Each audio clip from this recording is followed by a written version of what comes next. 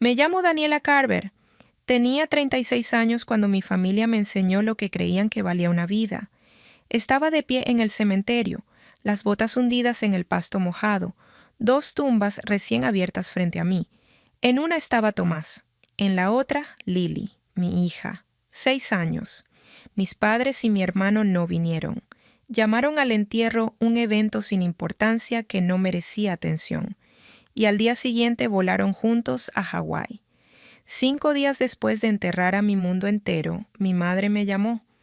No para preguntarme cómo estaba, para pedirme dinero. Lo que dijo ese día es la razón por la que jamás la volveré a llamar mamá.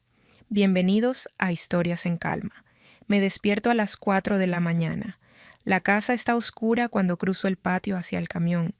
La cabina huele a diésel y café viejo. Y durante 20 minutos, antes de que salga el sol, ese olor es lo único que siente como mío. Manejé camiones de larga distancia durante 11 años. Los hombres en las paradas asumían que el dueño era mi esposo. Tomás esperaba el momento en que el despachador se diera cuenta de que la jefa era la mujer con grasa bajo las uñas. Guardo su taza en la cabina. No bebo de ella. El duelo no es ruidoso. Es una acumulación de pequeños momentos en los que extiendes la mano y no encuentras nada. Junto a la puerta todavía hay 2 pares de botitas de hule amarillas, donde Lily las dejó.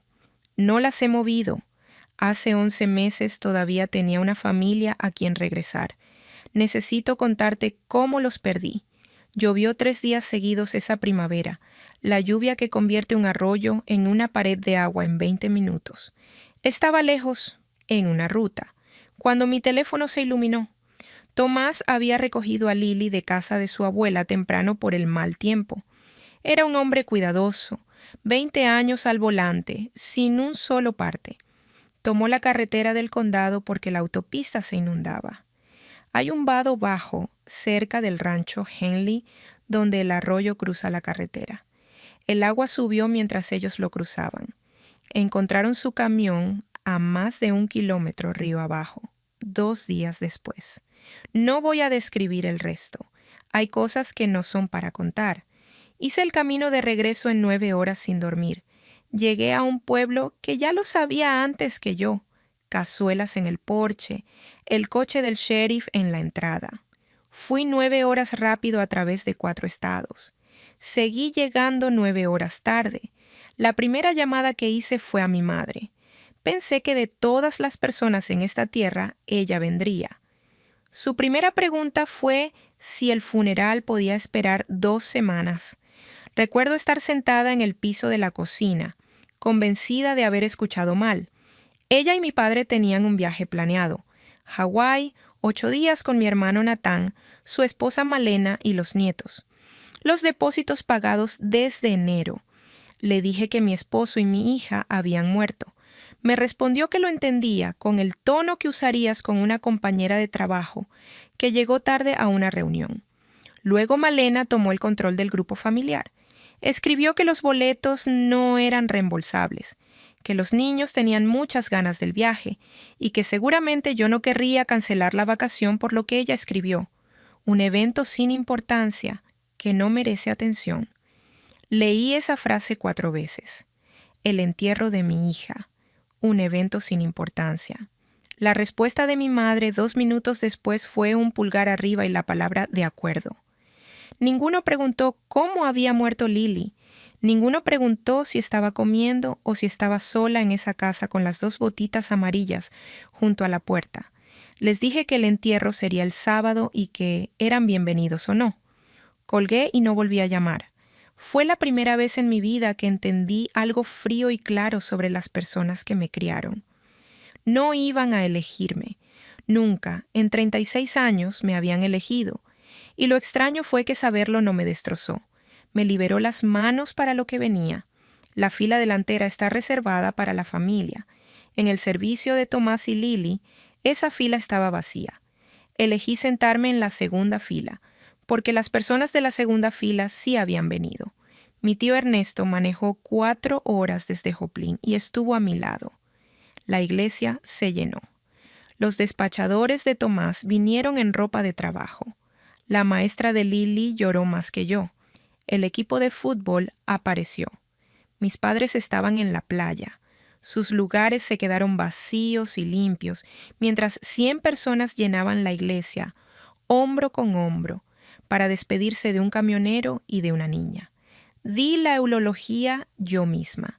Dije que Tomás frenaba en los semáforos en amarillo. Dije que Lily dibujaba camiones en lugar de princesas. Dije que eran lo mejor que había construido y lo único que no pude conservar. Después, Ernesto me acompañó al coche y dijo lo único honesto que alguien de mi familia dijo ese mes entero.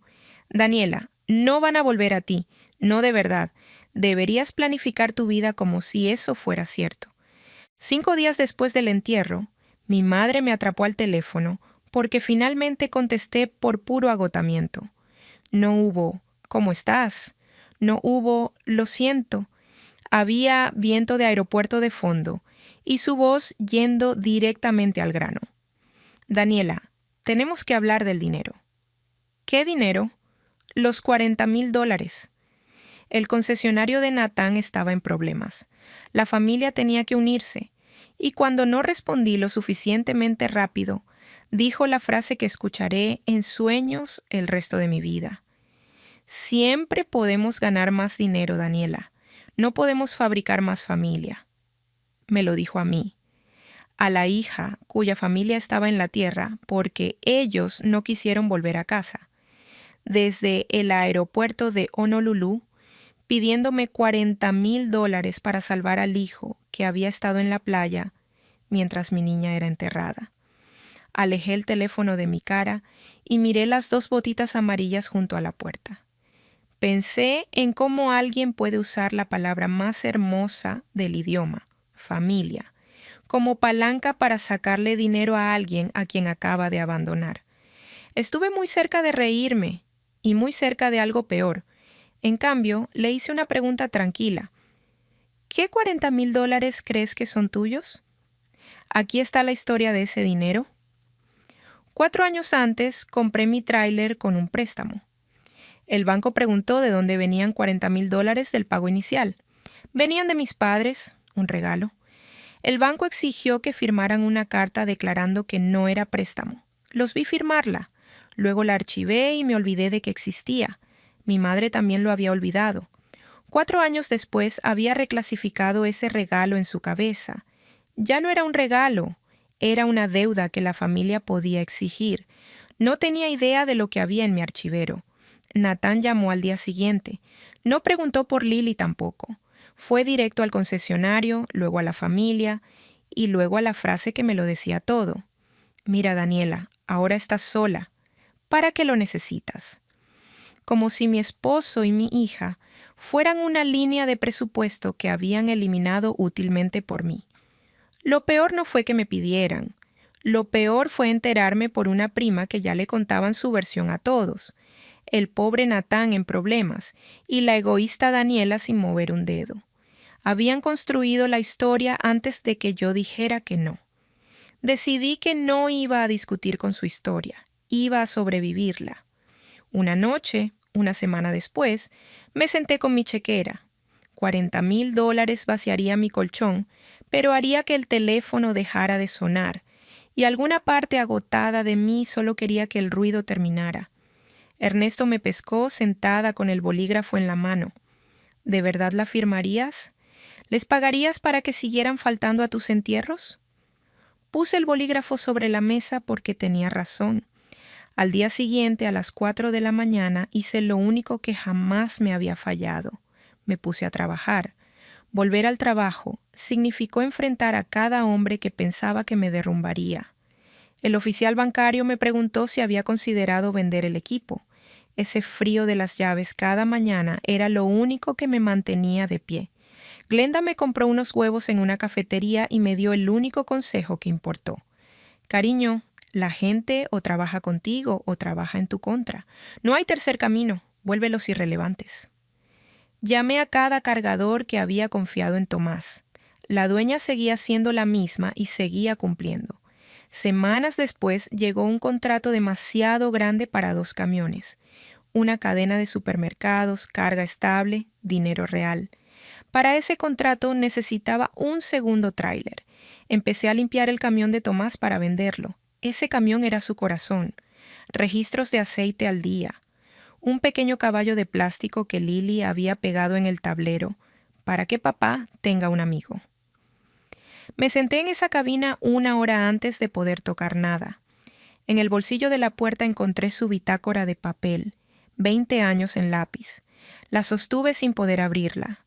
La última página no era una ruta, era escritura. Había escrito algo antes de morir. Tardé 3 días más en abrirla. No era una carta de amor. Tomás no era de cartas de amor. Era una lista, titulada como titulaba todo, simple y directo. Cosas que vamos a hacer. Comprar nuestro propio camión, pagado, sin banco. Poner nuestro nombre en la puerta, no el de otra persona. Y luego la línea que me quitó el piso de debajo. Carver e hija. Para que Lily crezca sabiendo que su mamá construyó algo. Ya había elegido el nombre de nuestra empresa, la que siempre hablábamos y nunca terminábamos de empezar. Para la niña que dibujaba camiones en lugar de princesas, para que creciera viendo a su madre manejar algo con su nombre en la puerta. Luego fui a la visera de su cabina y saqué el dibujo de Lily. 3 camiones rechonchos en fila, una figura de palitos con pelo amarillo y sus letras de jardín de niños debajo. Los camiones de mamá. Lo había visto 100 veces y nunca lo había visto de verdad. Habían llamado a su funeral un evento sin importancia.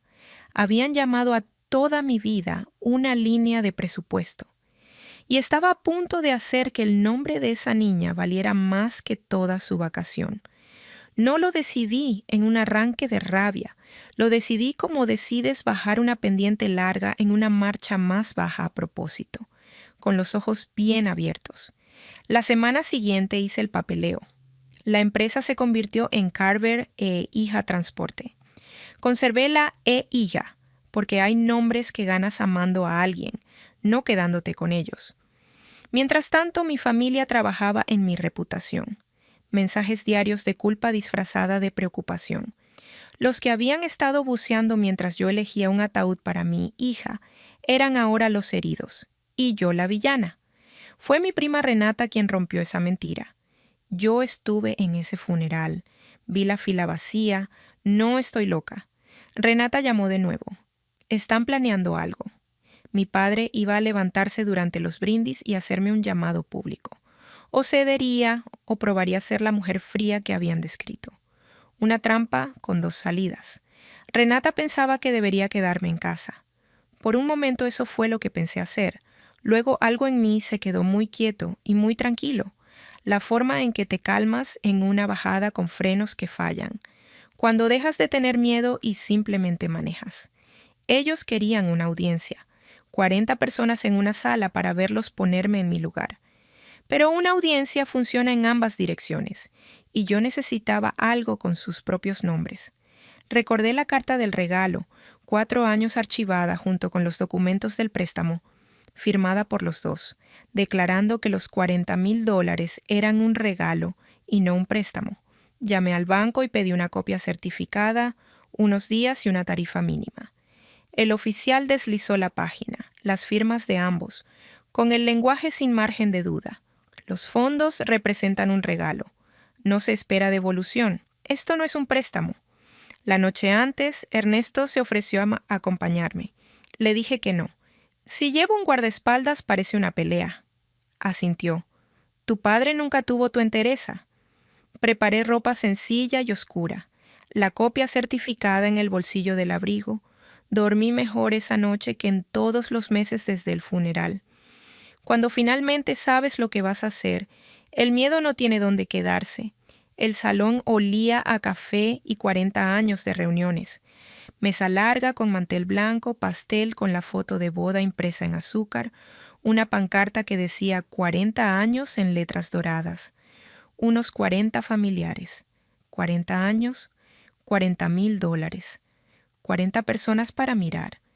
Mi madre me vio entrar y su cara hizo algo complicado.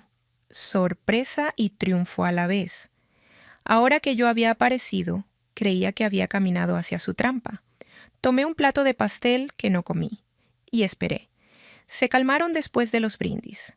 Luego mi padre se puso de pie, golpeó su tenedor contra el vaso y la sala quedó en silencio. Lo vi decidir hacerlo frente a todos. Agradeció a todos por venir.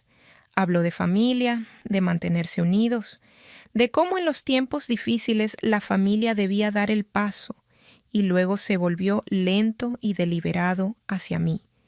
Algunos de nosotros hemos sido bendecidos y hemos olvidado de dónde viene esa bendición. Le ayudamos a Daniela cuando no tenía nada, $40,000, y ahora que le ha ido bien, no mueve un dedo por su propio hermano. Un murmullo recorrió el salón. Malena añadió su línea, dulce como veneno, justo lo suficientemente alto para que todos escucharan. Es una lástima. Hasta nos perdimos ese funeral por la familia. Y así es como nos lo agradece. La sala se volvió a mirarme. Mi madre estaba sentada con las manos cruzadas, segura de haber ganado. Me levanté. No alcé la voz. Eso es lo primero que quiero que sepas, porque es lo que más importó.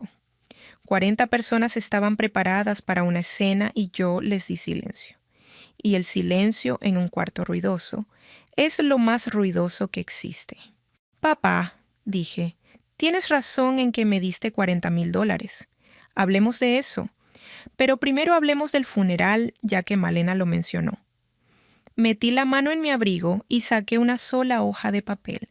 La desdoblé despacio y la puse plana sobre el mantel blanco junto al pastel de bodas. Era una línea de tiempo impresa, fechas simples. Este es el día en que enterramos a mi esposo y a mi hija, dije señalando. Y moví el dedo, es la fecha de la foto en la playa. Un día después, guirnaldas y cócteles, haciendo recuerdos. Los miré. No faltaron al funeral por la familia, saltaron el entierro de una niña por unas vacaciones y luego volvieron a casa y le pidieron $40,000 a la madre en duelo. La sala había quedado muy quieta. La boca de mi padre se abrió y se cerró. La certeza de mi madre se estaba vaciando de su cara como el agua de un fregadero. Natán hizo lo que hace la gente ruidosa cuando la persona tranquila no cede. Explotó. Se levantó rojo, gritando que tergiversaba las cosas, que le debía algo a esta familia, que era egoísta, sola, amargada, todo el guión a todo volumen. Lo dejé terminar. Cuando se quedó sin aliento, saqué la copia certificada y la deslicé por el mantel hacia mi padre. Ambos firmaron esto hace 4 años en su mesa de cocina. Es la carta del regalo que exigió el banco. Dice, con sus propias firmas, que los $40,000 eran un regalo. Sin devolución esperada, no es un préstamo en ninguna forma. Lo dejé ahí. Pueden pedirme dinero. No pueden cobrarme un regalo que juraron que no era un préstamo. Luego dije las 3 cosas para las que había venido, y las dije con calma porque no necesitaban ninguna fuerza detrás. A Malena, tú me enseñaste qué eventos merecen atención. Lo recordaré el resto de mi vida. A mi madre, que se había puesto blanca. Me dijiste que no podemos fabricar más familia. Tenías razón. Por eso dejé de intentar fabricar una contigo. A Natán, que seguía de pie con los puños abiertos. Preguntaste para qué lo necesitaba. Lo necesitaba para enterrar a mi hija. Tú necesitabas Hawái. Nadie habló. Luego una silla raspó en el fondo del salón y Renata se puso de pie. Yo estuve en ese funeral. Todo lo que acaba de decir es verdad. Tengo las fechas. Después de Renata la sala giró, despacio y luego de golpe. Una tía movió la carta para que más personas la leyeran. La gente que había llegado lista para juzgar ahora hacía lo único honesto, sentirse avergonzada de lo que había creído. Mi madre dijo mi nombre una vez. Daniela, como una pregunta, como si todavía creyera que había una versión de esto donde nos sentáramos y comiéramos pastel. No la había. Natán, el ruidoso, se quedó completamente sin palabras. Por un segundo lo vi, la cosa real debajo de todo el derecho que se creía. Estaba aterrado. Había apostado a toda la familia a intimidarme para que lo cubriera, y ahora la familia lo miraba a él. Daniela dijo, por primera vez en voz baja, «Tengo miedo». Le creí. Era lo más cercano a honesto que cualquiera de ellos me había ofrecido en 11 meses. Sentí el viejo reflejo, el que le preparaba el almuerzo cuando éramos niños, pero todavía no había dicho que lo sentía por Lily. Ni una vez. Ni su nombre, ni ese día, ni la fila vacía. Asustado por sí mismo. Nunca arrepentido por mí. Recogí mis 2 páginas, las doblé de vuelta en mi abrigo y dije lo más verdadero que me quedaba. «Espero que lo resuelvas, Nathan. De verdad lo espero. Pero vas a tener que resolverlo sin mí». Salí al estacionamiento. El aire estaba frío y limpio y pude respirar. La historia de que les debía $40,000 murió en ese salón y nunca regresó. No puedes cobrar un regalo que el que lo dio juró que era un regalo. El concesionario quebró ese otoño. Me enteré como me entero de todo sobre ellos ahora, de segunda mano, por Renata, sin ningún sentimiento en el pecho. Corté el contacto con mis padres y mi hermano, sin carta dramática, sin explosión. Simplemente dejé de contestar, y después de un tiempo ellos dejaron de llamar, y el silencio que llegó detrás de ellos fue lo más tranquilo que había sentido en años. Me quedé con la gente que apareció.